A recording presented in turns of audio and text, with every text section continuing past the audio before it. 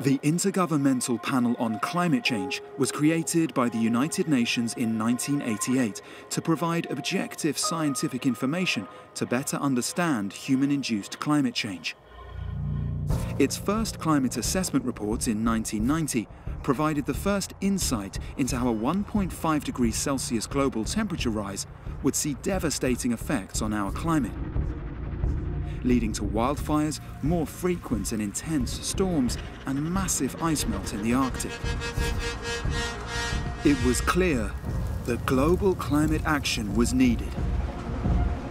31 years later, the IPCC's latest report states that a 1.5 degree rise is now inevitable, stating that this milestone will be reached by 2040, and that if emissions aren't slashed in the next few years, this will happen even earlier. Meaning it is now this generation that will face the consequences of humanity's impact on our planet, and the need to drastically accelerate change at all levels has to happen now.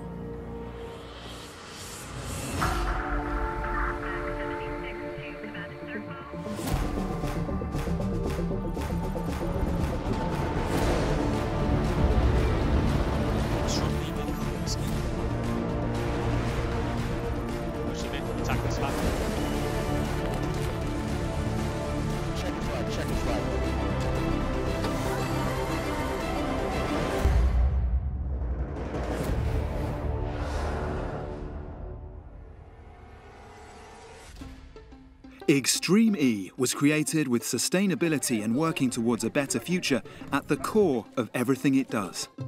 One of the ways it planned to massively reduce its carbon footprint was to transport the cars and infrastructure by sea to each race location, and in order to do just that, they purchased their own ship, the RMS St. Helena. In active life as a Royal Mail ship, she would sail between Cape Town and the remote island of St. Helena, a 5-day voyage, delivering post, day-to-day supplies and inhabitants to and from the island. To most, it was just a ship, but to some, it's so much more, and became an important part of their lives. I started off with a vessel in Hall Russell in Aberdeen when it was being built in about 1989, 1990. And then was on here for the next 27 years. There she goes. The reluctant starter, but she's away. The island of St. Helena had no airstrip, and the St. Helena was the only vessel that went there. So we took 2,000 tonnes of cargo and 155 passengers.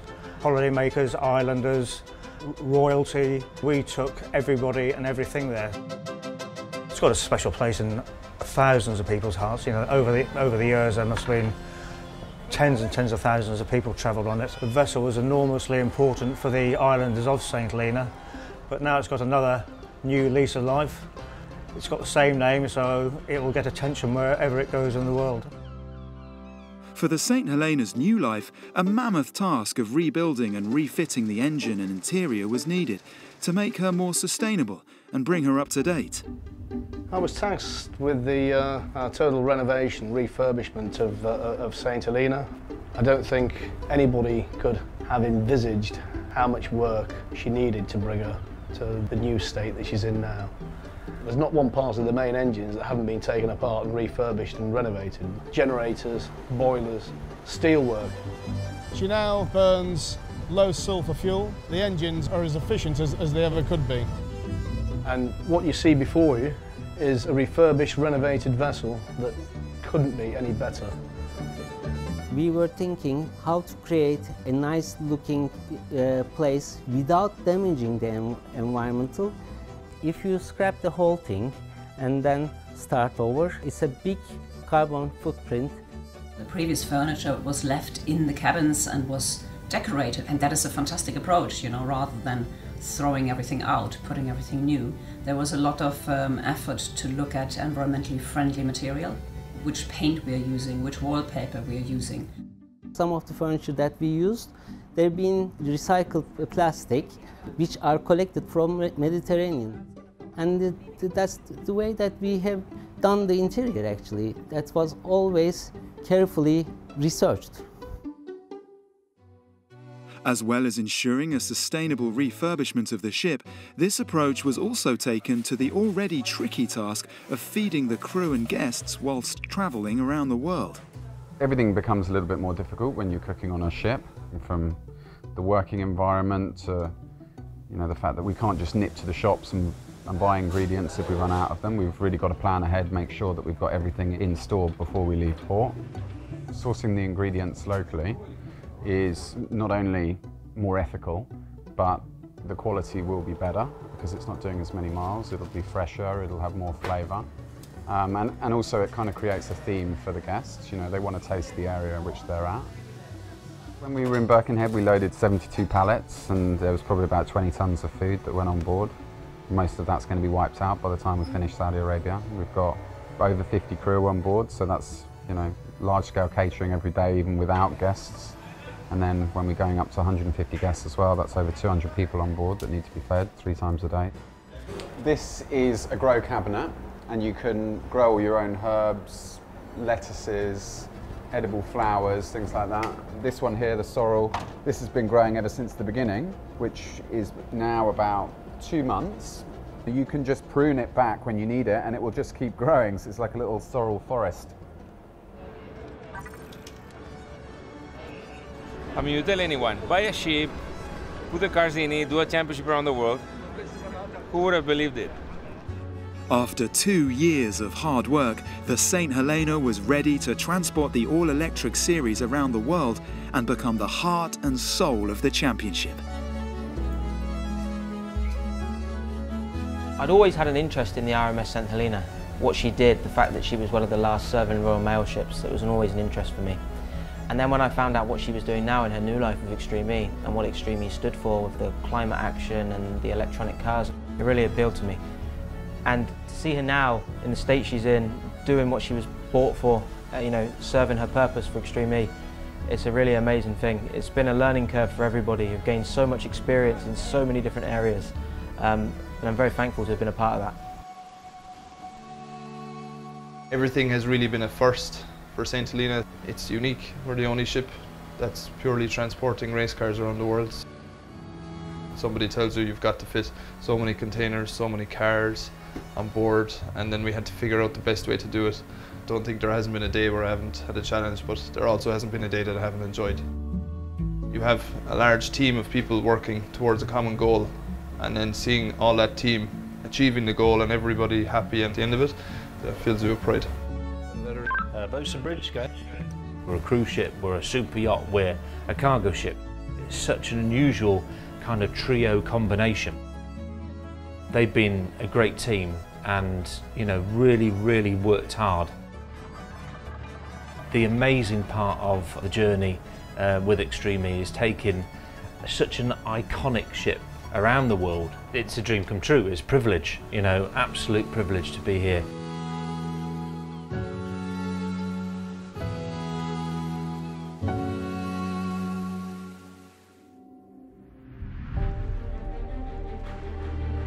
As the St. Helena is unloaded for the 3rd round of the championship, the Arctic X-Prix, plans are being put in place for where it will be sailing to next for the series' new 4th race location. Unfortunately, the original 4th and 5th rounds of the series, the Amazon X-Prix in Brazil and the Glacier X-Prix in Patagonia, regrettably have been postponed until Extreme E's 2nd season due to the ongoing situation surrounding coronavirus in South America.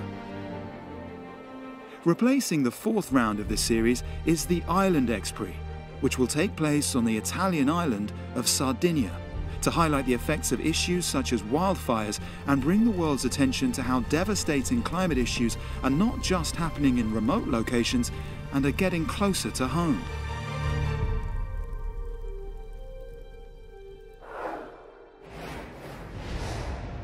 The Extreme E paddock is made up of teams from all different backgrounds, and Veloce Racing, originally known for being a driving force in the e-sports world, expanded their operations into real-life racing and were one of the first teams to enter Extreme E.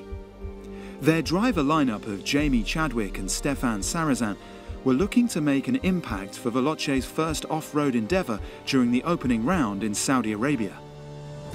Stefan was pushing hard on the team's first qualifying run. Steph Sarazan on a mission here. Big sideways moment. Sarazan rolls it! Stefan Sarazan's rolled the car! Yeah, so our weekend was over before it even started. You know, I didn't even get the chance to drive competitively. But yeah, an unfortunate start, but a long way to go. That huge crash meant they were unable to race for the rest of the weekend. With the worst possible start to the championship, the only way was up in round 2, as they put in 2 problem-free qualifying sessions, securing a spot in the semi-final. Reigning W Series champion Jamie Chadwick took the start, and despite some great defensive work behind the wheel, came into the switch zone in 3rd place, leaving Sarazan to chase down Christine GZ in the Excite Energy car. Taking an alternate line into gate 24 set up his chance to take the lead. Sarazan gets it done. Aggressive move with an alternate line. Better exit speed. Great move. Holding on after that brilliant move, the 2-time Le Mans champion secured Veloce's spot in the final. With Stefan starting, he managed to avoid contact at the start straight and into turn 1, passing a terminally damaged JBXE and X44 car on the way.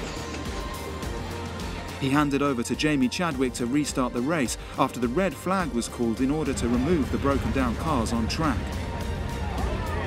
Despite a great start from Jamie, she couldn't hold off Johan Kristoffersen in the RXR machine and brought it home for a 2nd place finish. P9 last time out, and this time 2nd step of the podium. Sitting 8th in the championship, Veloce will be looking to carry their newfound momentum into the Arctic X Prix and force their way into the business end of the standings before heading into the championship deciding 4th and 5th rounds of the series.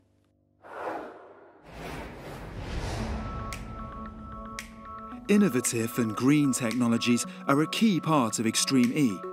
But in a developing country like Senegal, where access to computers and technology are harder to come by, community-based educational centres play an important role. The Fab Lab is a multimedia public digital space where artists and makers within the local community come together to create, as well as educate the youth in computing, engineering and design. To find out more, Veloce racing drivers Jamie Chadwick and Stefan Sarazan were given the opportunity to visit the organisation and take a tour of the facility. Fab Lab is a makerspace where we try to invite craftsmen, students, engineers to learn technology using machines like 3D printers, laser cutters, and we focus a lot on sharing knowledge, how you can learn from others. We are partners of TO.org, and we work on plastic recycling machine. We work with the garbage organization of the city, but also with Oceanium, that is a partner to clean the beach. The idea is to try to do from artistic object to medical object or to sport object. So it's a wide range of objects we can do with recycling local plastic. Bon, bienvenue dans notre Fab Lab. Ah, cool. Donc ça dit que là, si vous avez une idée d'un projet que vous voulez réaliser vite fait, vous venez dans le Fab Lab, vous allez rencontrer des différentes personnes qui ont des différentes compétences.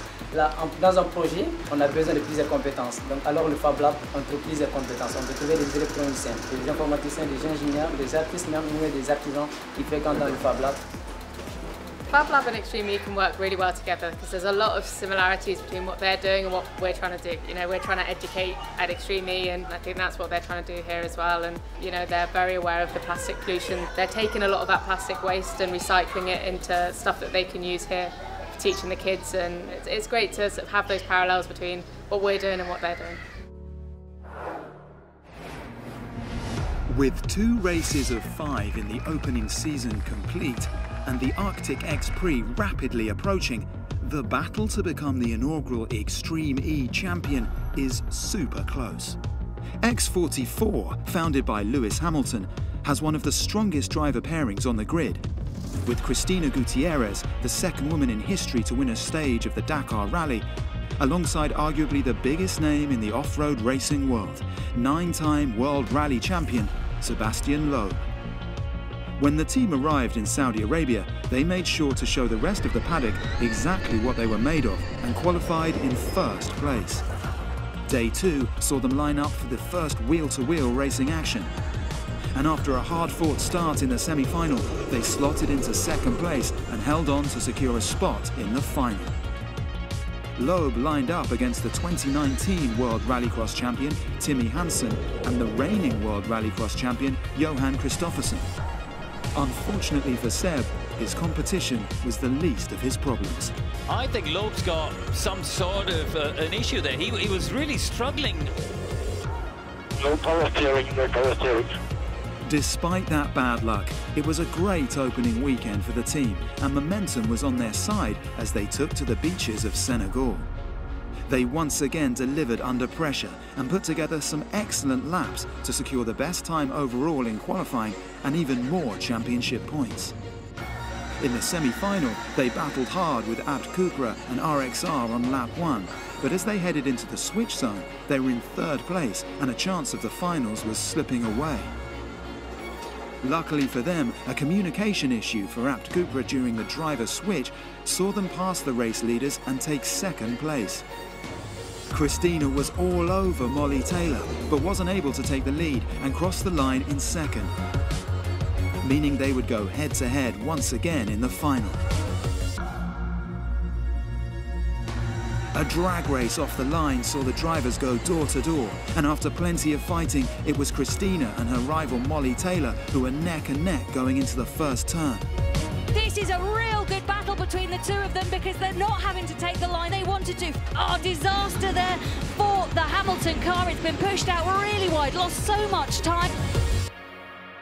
I come over, guys, sorry. With damage after the contact with RXR, meaning they couldn't continue, they finished 4th overall. It was another disappointing end for the team, but with 2 qualifying wins and 2 trips to the final in the opening rounds, they've secured a strong points haul and a second in the championship. Will they continue their qualifying success in the Arctic X Prix and dethrone Rosberg X Racing en route to the top step of the podium? One of the ways Extreme E assures it stays in the lead in the race towards a sustainable future is by having its own scientific committee that study each race location to help better understand the climate issues they're facing and how to best combat them. Professor Richard Washington, a founding member of the committee, sat down with X44's founder Lewis Hamilton at the Science Museum in London to discuss the climate issues facing the Arctic and how they will impact the rest of our planet. So the third race is the Arctic X Prix in Greenland. Have you been? I haven't been to Greenland. I can't wait to go. I heard that there's 1 million years of snow that's turned into ice. Can you imagine that? I think it's stacked up 3 and a bit kilometers high, and a few teams in the 90s dug a core through those 3 kilometers, and it's almost an annual record of climate. And that record showed for the first time that the Earth system flick-flacks in between those states of extreme cold and heat. Sorry, what do you mean flick-flacks? It can go from being warm and mild like now to an ice age and then back again in 6 to 10 years. Okay. And we had to understand how this happened, because if you provoke a system like that, it's going to bite you back.